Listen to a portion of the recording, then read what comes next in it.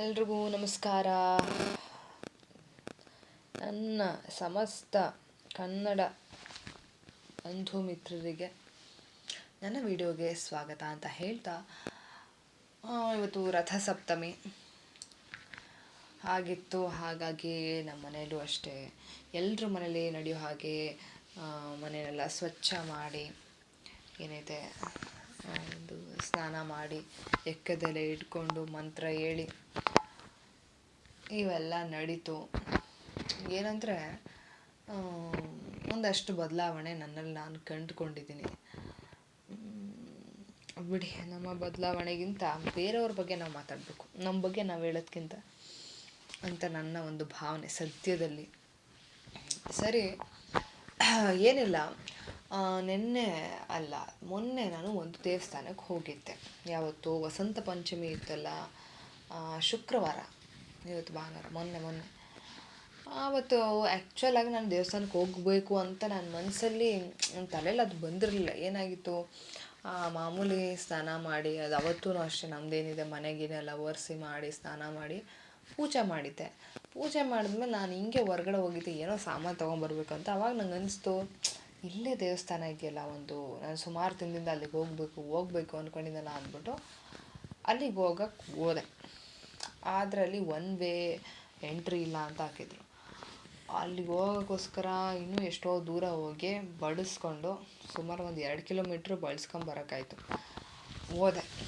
ಸರಿ, ಆದಮೇಲೆ ದೇವಸ್ಥಾನ ತೆಗ್ದಿರ್ತಾರೋ ಇಲ್ವೋ, ಅಲ್ಲಿ ಸಾಮಾನ್ಯವಾಗಿ ತೆಗ್ದಿರ್ತಾರಲ್ಲೋ ಗೊತ್ತಿಲ್ಲ. ಆ ರೋಡಲ್ಲಿ ನಾನು ಓಡಾಡಲ್ಲ, ಅದು ಸ್ವಲ್ಪ ದೂರನೇ ನಮ್ಮ ಮನೆಯಿಂದ.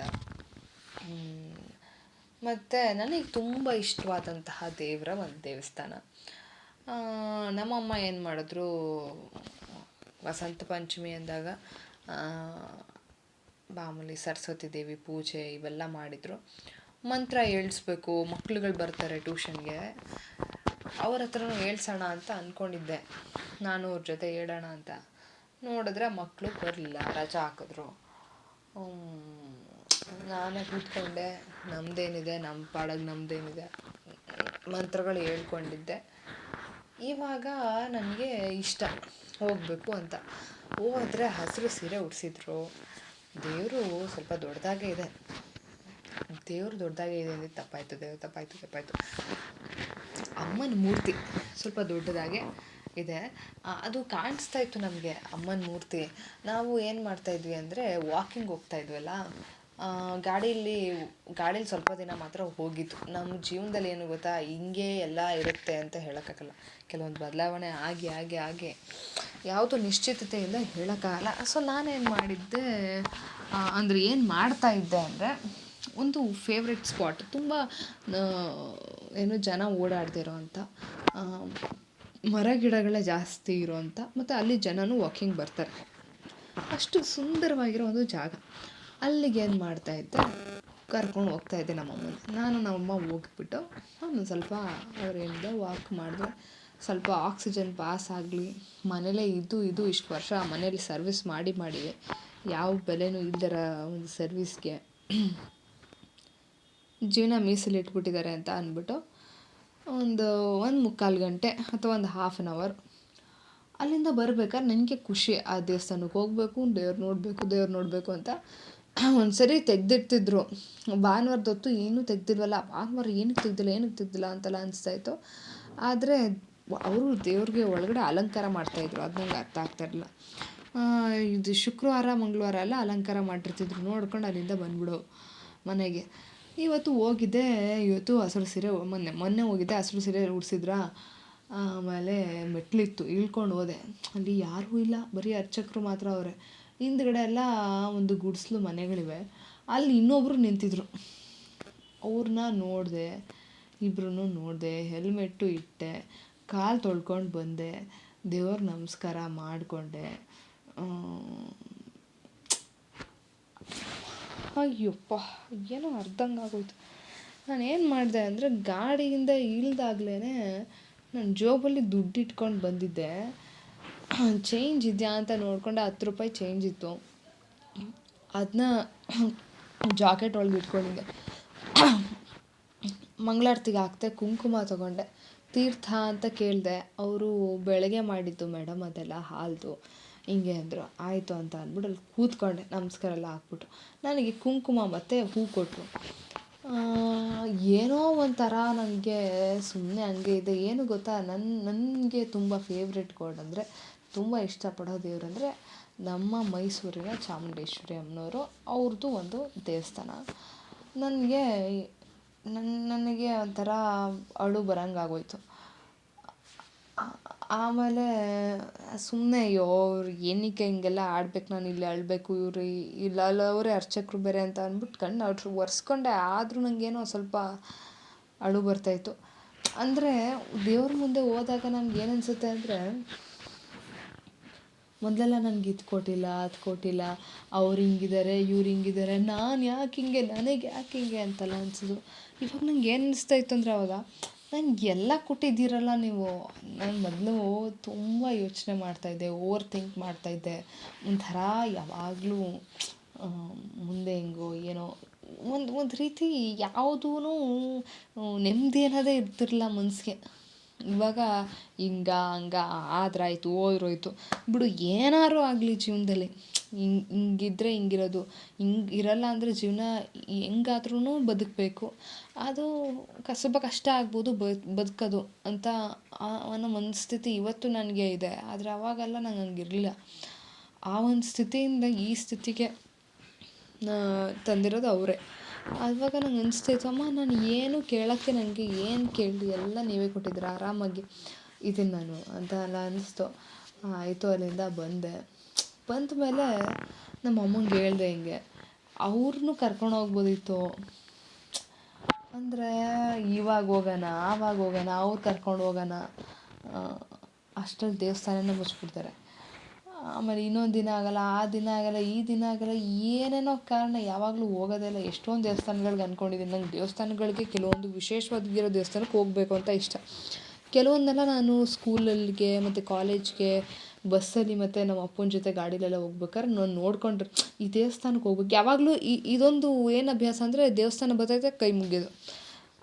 ಚಿಕ್ಕ ವಯಸ್ಸಿಂದನೂ ಹಾಗೆ. ಆಮೇಲೆ ನಮ್ಮ ಟೀಚರ್ಸು ಕೆಲವರೆಲ್ಲ ಆಡ್ಕೊಳ್ಳೋದೆಲ್ಲ ಹೇಳ್ತಿದ್ರು, ದೇವಸ್ಥಾನ ಬಂದ ತಕ್ಷಣ ಇವಳು ಹಿಂಗೆ ಅಂದ್ಕೊಂಡ್ಬಿಡ್ತಾಳೆ ಅಂತ ಇದ್ದರು.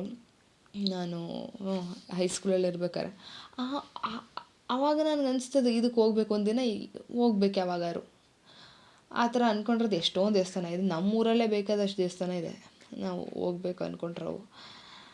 ಸೊ ಹಾಗಾಗಿ ಇದು ನಾನು ಹತ್ರದಿಂದ ನೋಡಿದ್ದು. ಹೋಗ್ಬಿಟ್ಟು ಬಂದಮೇಲೆ ನನಗೆ ಏನು ಅನಿಸ್ತು ಅಂದರೆ, ಅಲ್ಲಿ ಇಬ್ಬರು ಇದ್ರಲ್ಲ, ಅವರು ಅರ್ಚಕರವರು, ಅವ್ರು ಅಲ್ಲೇ ಇದ್ದರು. ಅಲ್ಲಿ ಯಾರೂ ಇರಲಿಲ್ಲ ಭಕ್ತರು ಬರೋರು. ಆ ಸಮಯದಲ್ಲಿ ಯಾರೂ ಬರಲ್ಲ ಅನಿಸುತ್ತೆ.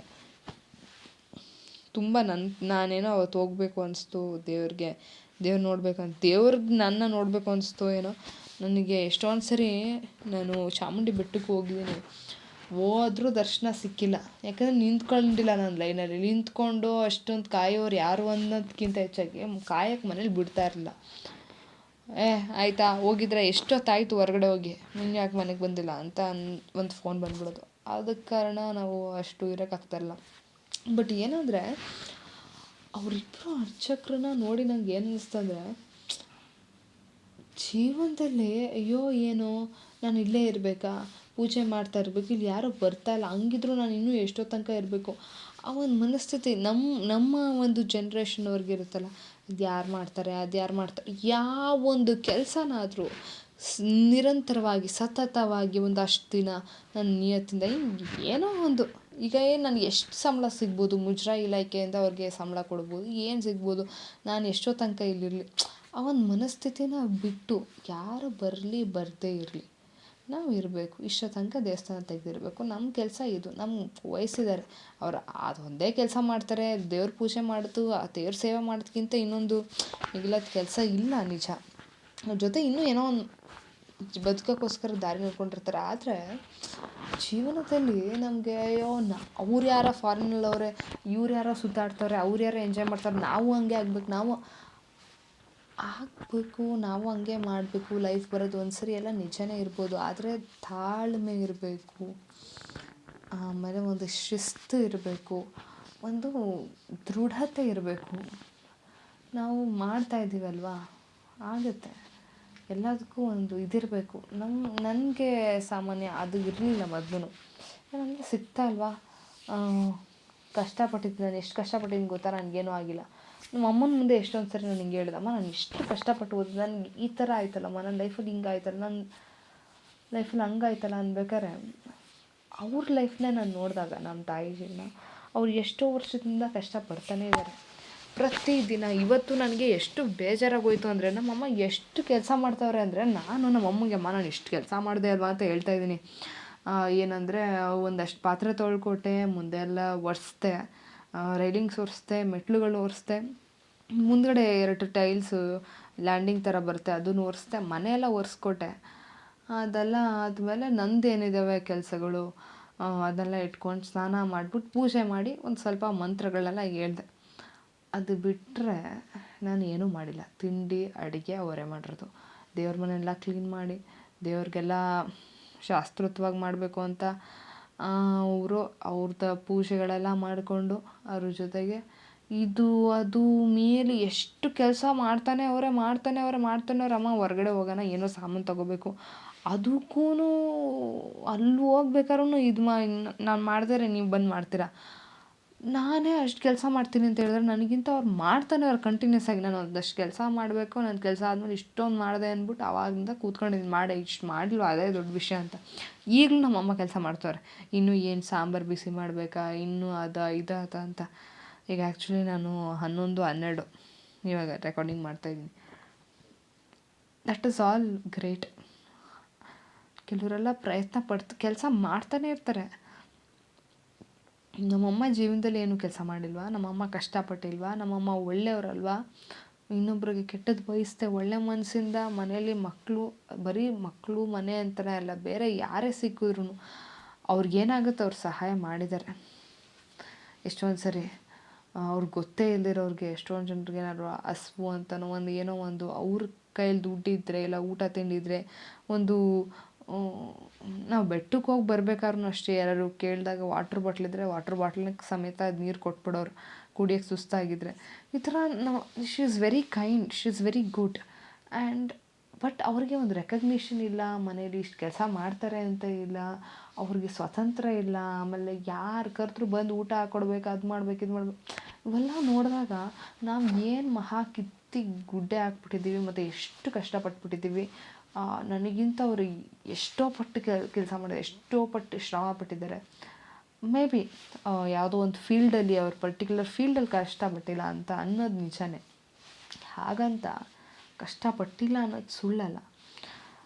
ಭಗವಂತ ಏನಾದ್ರು ಸಕ್ಸಸ್ ಕೊಡಬೇಕು ಅಂದರೆ ಖಂಡಿತ ಅವ್ರಿಗೂ ಒಂದು ಬಿಸ್ನೆಸ್ ರೂಟ್ ಇನ್ನೇನೋ ಒಂದು ತೋರಿಸಿ, ನೀನು ಇದರಲ್ಲಿ ಹೋಗು ಮಗಳೇ ಅಂತ ಒಂದು ಆಶೀರ್ವಾದ ಸಿಗುತ್ತೆ. ಬಟ್ ಅದು ಯಾವಾಗ ಅಲ್ವಾ? ಅವ್ರಿಗೆ ಒಂದು ಅವಕಾಶ ಕೊಡೋದು ಭಗವಂತನೇ. ಕೊಟ್ಟಿರೋ ಅವಕಾಶದಲ್ಲಿ ಅವ್ರು ಏನು ಉಪಯೋಗಿಸ್ಕೊಳ್ಬಾರ್ದು, ಹಂಗೆ ಮಾಡೋದು ದೇವರೇ. ಅಥವಾ ಕೊಟ್ಟಿರೋ ಅವಕಾಶನ ಉಪಯೋಗಿಸ್ಕೊಂಡು ಮುಂದುವರಿಯಂಗೆ ಮಾಡೋದು ದೇವರೇ. ಎಲ್ಲರಿಗೂ ದೇವರೇ ಆದಾಗ ಅಂಥವ್ರಿಗೆ ಯಾಕೆ ಒಂದು ಆಪರ್ಚುನಿಟಿ ಇಲ್ಲ? ಎಷ್ಟೊಂದು ಜನ ಓದ್ತಾರೆ, ಡಾಕ್ಟರ್ಸ್ ಆಗಿರ್ತಾರೆ, ಎಷ್ಟೊಂದು ಜನ ಪೇಷಂಟ್ಸ್ಗೆ ಮೋಸ ಮಾಡ್ತಾರೆ. ನಾವು ನಮ್ಮ ತಾಯಿನೇ ತೋರ್ಸೋಕೆ ಹೋದಾಗ ಏನಂದಿದ್ರು ಅಂದರೆ, ಏನೋ ಹೇಳಿದ್ರಪ್ಪ, DNC ಅಂದ್ಬಿಟ್ಟು. ಈ ಗರ್ಭಕೋಶದಲ್ಲಿ ನೋಡಿ ಪದರಗಳಿರ್ತವೆ, 3 ಲೇಯರ್ಸ್. ಅದನ್ನು ನಾವು ಫಸ್ಟು ಕೆರೆದು ಬಿಡ್ತೀವಿ. ಈ ಗರ್ಭಕೋಶದಲ್ಲಿ ಫೈಬ್ರಾಯ್ಡ್ ಆಗುತ್ತಲ್ಲ, ಅದ್ರ ಬಗ್ಗೆ ಹೇಳ್ತಾ ಇರೋದು. ಆವಾಗ ನಾವು ಮತ್ತೆ ಸ್ಕ್ಯಾನಿಂಗ್ ಮಾಡ್ತೀವಿ. ಆವಾಗ ಆ ಗೆಡ್ಡೆಗಳು ಹೋಗಿಲ್ಲ ಅಂದರೆ ಮತ್ತೆ ನಾವು ಏನು ಮಾಡ್ತೀವಿ ಅಂದರೆ ಗರ್ಭಕೋಶನೇ ತೆಗೆದು ಬಿಡ್ತೀವಿ.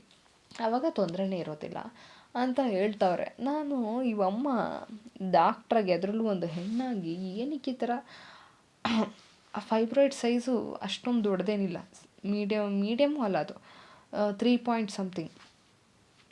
ಅವರಿಗೆ ಇನ್ನೊಂದು 2-3 ವರ್ಷದಲ್ಲಿ ಮೆನೋಪಾಸ್ ಆಗುತ್ತೆ. ಆವಾಗ ಆಬ್ವಿಯಸ್ಲಿ ಅದಾಗದು ಗೆಡ್ಡೆ ಏನಾಗುತ್ತೆ, ಫೈಬ್ರಾಯ್ಡ್ ಅನ್ನೋದು ಶ್ರಿಂಕ್ ಆಗಿಬಿಡುತ್ತೆ. ಆ ಟೈಮ್ ಅಲ್ಲಿ ತನಕ ಇವರು ಒಂದು ಸ್ವಲ್ಪ ಅನಿಮಿಕ್ ಇದ್ದರು, ನಮ್ಮಮ್ಮ ವೀಕ್ ಇದ್ದರು, ಸ್ವಲ್ಪ ಬ್ಲಡ್ ಕಡಿಮೆ ಇತ್ತು. ಅದೊಂದು ಮ್ಯಾನೇಜ್ ಮಾಡ್ಕೊಂಡ್ರೆ ಆಗುತ್ತೆ. ಆದರೆ ಇವರ ಒಂದು ಆಸೆಗಳಿಗೆ, ದುರಾಸೆಗಳಿಗೆ, ಪೇಷಂಟ್ಸ್ದು ಜೀವನ ನೋಡಿ, ದುಡ್ಡು ಖರ್ಚು ಮಾಡಿ ಆಪ್ರೇಷನ್ ಮಾಡಿಸೋದು ದೊಡ್ಡ ವಿಷಯ ಅಲ್ಲ. ಅದು ಮಾಡಿಸ್ಕೊಂಡ್ಮೇಲೆ ಸಕ್ಸಸ್ಸು ಆಗೋಲ್ಲ, ಮತ್ತು ಅನಾವಶ್ಯಕವಾಗಿ ದೇಹನ ಯಾಕೆ ಹಾಳು ಮಾಡ್ಕೋಬೇಕು ಅಲ್ವಾ? ಯಾಕೆ ಹಾಳು ಮಾಡ್ಬೇಕು ಇವರು ಡಾಕ್ಟರ್ಗಳಾಗಿ? ಅಂತ ಅಂಥವ್ರಿಗೆಲ್ಲ ಅಧಿಕಾರ ಇದೆ, ಅಂಥವರೆಲ್ಲ ಡಾಕ್ಟರ್ ಆಗೋರೆ. ನಮ್ಮ ತಾಯಿ, ನಾನು ಅದೇ ಯೋಚನೆ ಮಾಡ್ತಿದ್ದೆ, ಎಷ್ಟೋ ವರ್ಷದಿಂದ ನಿಜವಾಗ್ಲೂ ನಾನು ಕೆಲವೊಂದು ಹೇಳೋಕ್ಕಾಗಲ್ಲ. ನಮ್ಮಪ್ಪ ಏನು ಫುಲ್ಲು ನಮ್ಮಮ್ಮನ ರಾಣಿ ಥರ ಏನು ನೋಡ್ಕೊಂಬಿಟ್ಟಿಲ್ಲ. ನಮ್ಮಮ್ಮಂಗೆ ಎಷ್ಟೊಂದು ಕಷ್ಟನ ಕೊಟ್ಟಿದ್ದಾರೆ. ನಮ್ಮಪ್ಪಂದು ದುಡ್ಡು ಇನ್ನೂ ಸಂಪಾದನೆ ಮಾಡಬೇಕು, ನೆಲೆ ಕಾಣಬೇಕು ಅನ್ಬೇಕಾದ್ರೂ ನಮ್ಮಮ್ಮ ಕಷ್ಟಪಟ್ಟಿದ್ದಾರೆ, ಅವ್ರ ಜೊತೆ ನಿಂತ್ಕೊಂಡಿದ್ದಾರೆ. ಬಟ್ ನಮ್ಮಪ್ಪ ಒಂದು ನೆಲೆ ನಿಂತ ಮೇಲೆ ಒಂದು ಒಳ್ಳೆ ಜೀವನನ ಅವರು ಪ್ರಾರಂಭಿಸ್ದಾಗ್ಲೂ ನಮ್ಮ ತಂದೆ ಏನು ತುಂಬ ಚೆನ್ನಾಗಿ ನಮ್ಮ ತಾಯಿನ ನೋಡ್ಕೊಂಡಿಲ್ಲ. ಅದು ನಂಗೆ ಗೊತ್ತು ಚೆನ್ನಾಗಿ ಪರ್ಸ್ನಲಾಗಿ.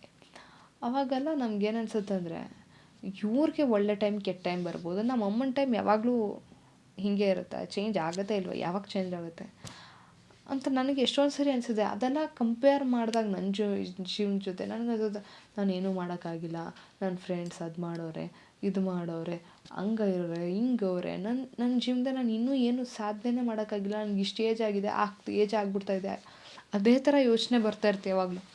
ಅವಾಗ ಇವ್ರಿಗೆಲ್ಲ ಎಷ್ಟೆಷ್ಟೋ ಏಜ್ ಆಗಿದೆ ಗುರು.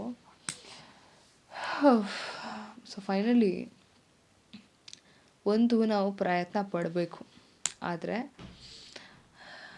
ಯಾವ ದಿಕ್ಕಲ್ಲಿ ಪ್ರಯತ್ನ ಪಡ್ತೀವಿ ಅನ್ನೋದು ಮುಖ್ಯ.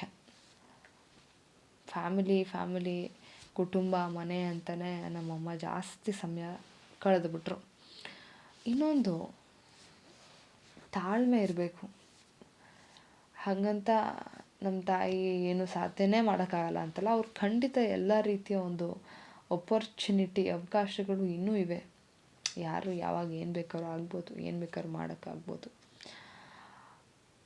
ದೇವರು ಕೊಟ್ಟಿರುವಂಥ ಕೆಲಸ, ನೀನು ಇಂಥವ್ರ ಮನೇಲಿ ಇಂಥವ್ರ ಹೆಂಡ್ತಿಯಾಗಿ ಇಂಥ ಮಕ್ಳುಗಳಿಗೆ ಈ ಥರ ನಿನ್ನ ಜೀವನ ಇರಬೇಕು ಅಂದಾಗ ಅದನ್ನು ನಮ್ಮ ತಾಯಿ ಅದ್ಭುತವಾಗಿ ನಿಭಾಯಿಸಿದ್ದಾರೆ. ಯಾಕಂದರೆ ನಮ್ಮ ತಂದೆ ಕಷ್ಟದಲ್ಲಿ ಇದ್ದಾಗ ದುಡ್ಡಿರಲಿಲ್ಲ ಅಂದ್ರೂ ಅವ್ರ ದುಡ್ಡನ್ನ ನಮ್ಮ ತಂದೆ ಕೊಟ್ಟಿರೋದಲ್ಲದೆ ಮಕ್ಳಿಗೂ ಯಾವತ್ತೂ ಕಡಿಮೆ ಮಾಡಿದೆ.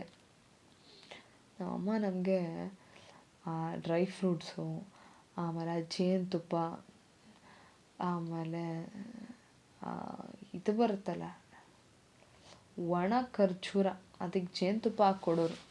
ಮಕ್ಳಿಗೆ ಬುದ್ಧಿಶಕ್ತಿ, ಪ್ರತಿಯೊಂದು ಏನಾಗುತ್ತೆ ಇರೋದ್ರಲ್ಲಿ ಡೇಟ್ ನೋಡಿ, ಒಳ್ಳೆ ಟೈಮ್ ನೋಡಿ ಅಕ್ಷರಾಭ್ಯಾಸ.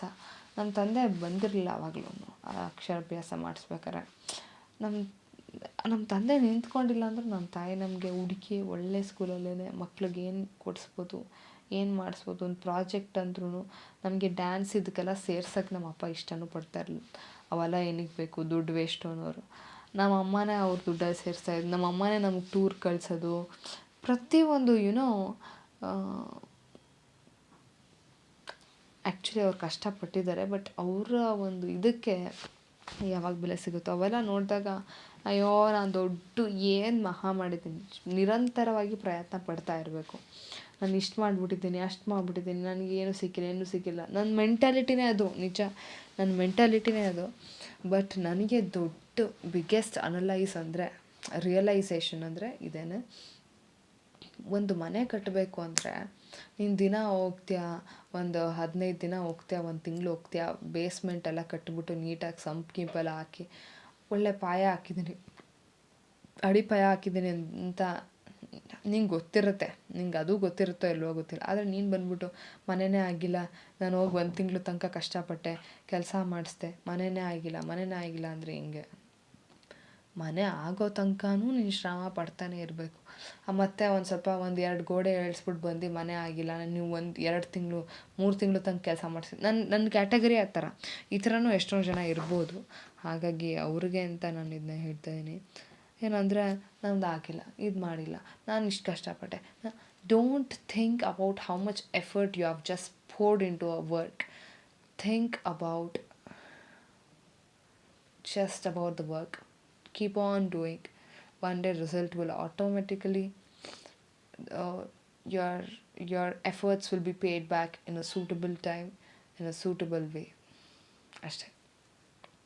ಸರಿಯಾದ ಸಮಯದಲ್ಲಿ, ಸರಿಯಾದ ರೀತಿಯಲ್ಲಿ, ಸರಿಯಾದ ಒಂದು ಅಮೌಂಟ್ ಅಂತಾರಲ್ಲ, ನಮ್ಗೆ ಎಷ್ಟು ನಮ್ಮ ಯೋಗ್ಯತೆ ಎಷ್ಟು ನಾವು ಏನು ಪ್ರಯತ್ನ ಪಟ್ಟಿರ್ತೀವಿ ತಕ್ಕಂತೆ ಏನು ಸಿಗಬೇಕದು ಸಿಗುತ್ತೆ. ಅಲ್ಲಿ ತನಕ ನಾವು ಫಲಿತಾಂಶದ ನಿರೀಕ್ಷೆಯಲ್ಲೇ ಕಾಯೋಕ್ಕಾಗಲ್ಲ. ಸುಮ್ಮನೆ ಕೆಲಸ ಮಾಡ್ತಾ ಹೋಗಬೇಕು,